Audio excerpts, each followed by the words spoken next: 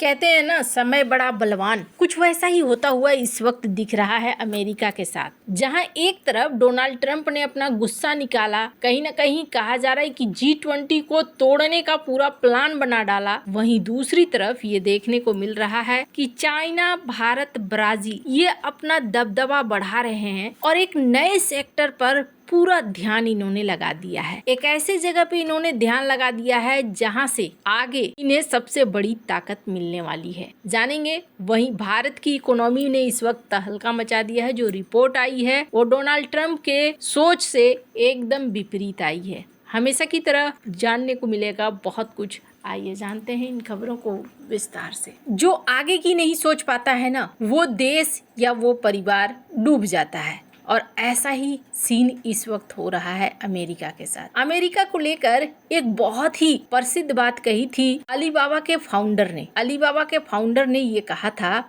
कि अमेरिका ने ज्यादातर पैसा या तो शेयर मार्केट में लगाया या ज्यादातर उसने किसी न किसी देश के युद्ध को फंड करने में लगाया। अभी अगर आप डोनाल्ड ट्रंप को देखेंगे तो डोनाल्ड ट्रंप किसी को भी, चाहे वो यूरोप ही क्यों न हो, ये कहते हैं कि भाई तुम हमसे खरीदो हथियार, हम फ्री में अब नहीं देंगे। यूक्रेन को भी ये यही बात कहते हैं। अभी अगर अमेरिका की स्थिति देखें तो फ्री वाली सारी चीजें खत्म कर रहा है अमेरिका। हर किसी से उसे पैसा चाहिए, चाहे दोस्त हो, चाहे दुश्मन हो, चाहे पड़ोसी हो, दूर का हो या नजदीक का हो, पैसा उन्हें चाहिए हर हाल में, अलग अलग फॉर्म में, निवेश के तौर पर, टैरिफ के तौर पर, हर तरीके से। तो अभी का सीन अमेरिका के सामने ऐसा आ गया है कि अपने आप को फिर से सुपर पावर वाली पोजीशन में बनाए रखने के लिए जुगत कर रहा है अमेरिका। इसी बीच अमेरिका अपने पुराने फॉर्मूले भी इस्तेमाल कर रहा है, जैसे कि G20 के ऊपर दबाव बनाना। अब जरा सोचिए, G20 का आयोजन हुआ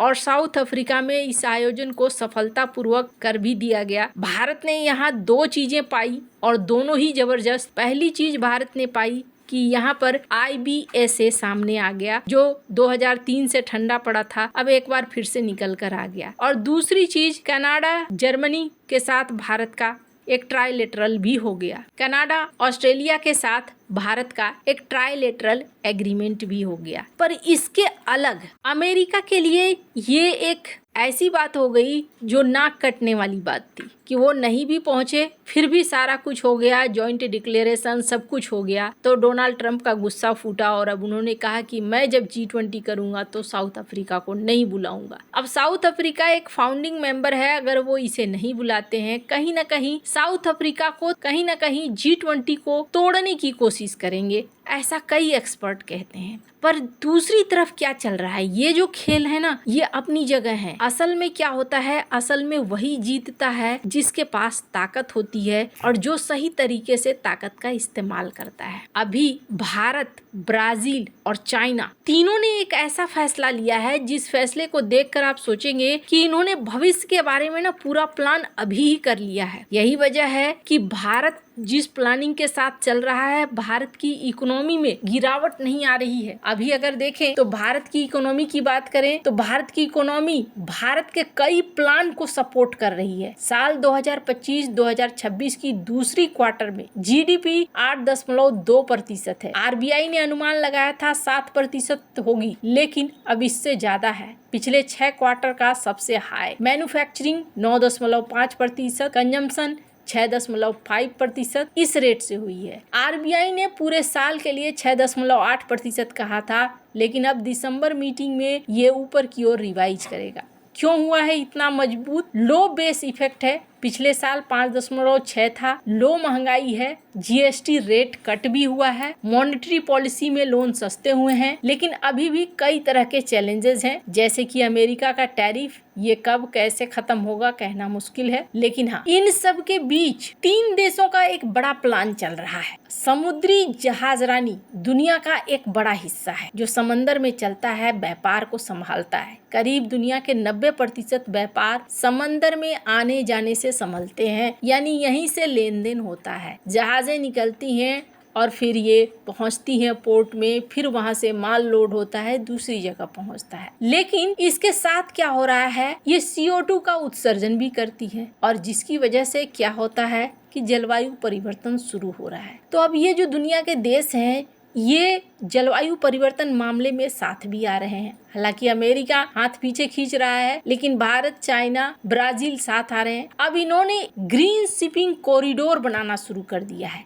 क्या है ये कॉन्सेप्ट? ये ऐसे रूट होंगे जहां जहाज जीरो इमिशन वाले ईंधन से चलेंगे। मतलब ऐसे जहाज चलेंगे इन रूट्स में जो हाइड्रोजन के ईंधन से चलते हैं, अमोनिया से चलते हैं, मेथनॉल से चलते हैं। कहा जा रहा है कि 2025 में 25 नए गलियारे शुरू हुए हैं और कुल अब 84 गलियारे हो गए हैं। चीन तो जैसे इस फील्ड का बादशाह बन रहा है। उसके संघाई और गुआंगझोउ जैसे बड़े पोर्ट से जुड़े रूट पर अमोनिया और हाइड्रोजन का परीक्षण चल रहा है। चीन दुनिया के व्यापार का 30% कंट्रोल करता है, तो इसके लिए यह रणनीतिक है। साल 2030 तक वो जीरो इमिशन वाले जहाजों का 20% हिस्सा चाहता है। भारत भी पीछे नहीं है। मुंबई और चेन्नई से यूरोप और एशिया के रूट पर ग्रीन हाइड्रोजन और इलेक्ट्रिक जहाजों पर उसका फोकस है। भारत ने ऑस्ट्रेलिया के साथ आयरन ओर के रूट पर पार्टनरशिप की है, जहां सब्सिडी से कम लागत है। ब्राजील में साओ पाउलो, रियो से अफ्रीका, यूरोप के रूट पर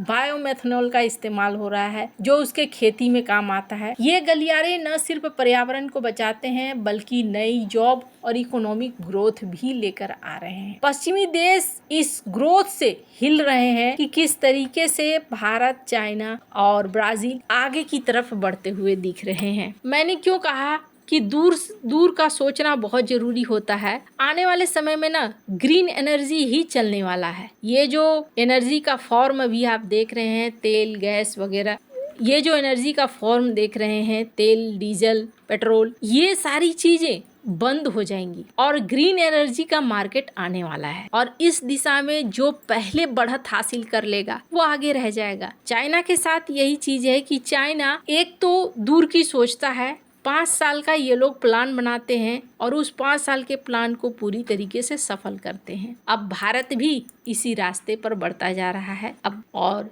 ऐसे में अमेरिका चाह कर भी नहीं रोक पा रहा है। इसके पीछे कारण एक और है, वो है ब्रिक्स। ब्रिक्स के देश एक दूसरे के साथ सहयोग भी कर रहे हैं, एक दूसरे के लिए रास्ता भी बना रहे हैं। जैसे साउथ अफ्रीका की ही बात करने तो अभी व्यापारिक चुनौतियों के बीच ब्रिक्स देशों ने साउथ अफ्रीका के खेती के माल को खरीदना शुरू कर दिया है। तो ऐसे में आने वाले समय में नहीं दिख रहा है कि किसी तरीके की डगमगावट होगी। पर ट्रंप के लिए बड़ा झटका है। ये 2 बड़े झटके हैं। एक तो भारत की जीडीपी ग्रोथ 8.2% रही, जो सेकेंड क्वार्टर का रिजल्ट है, जबकि ट्रंप का टैरिफ लगा हुआ था। वहीं दूसरी तरफ भारत भविष्य की चीजों को भी देख रहा है, उसी दिशा में बढ़ रहा है। आपको क्या लगता है इन सब मामले में? आपकी क्या राय है? कमेंट कर जरूर बताएं। जल्द मिलते हैं अगले वीडियो में नई खबर के साथ।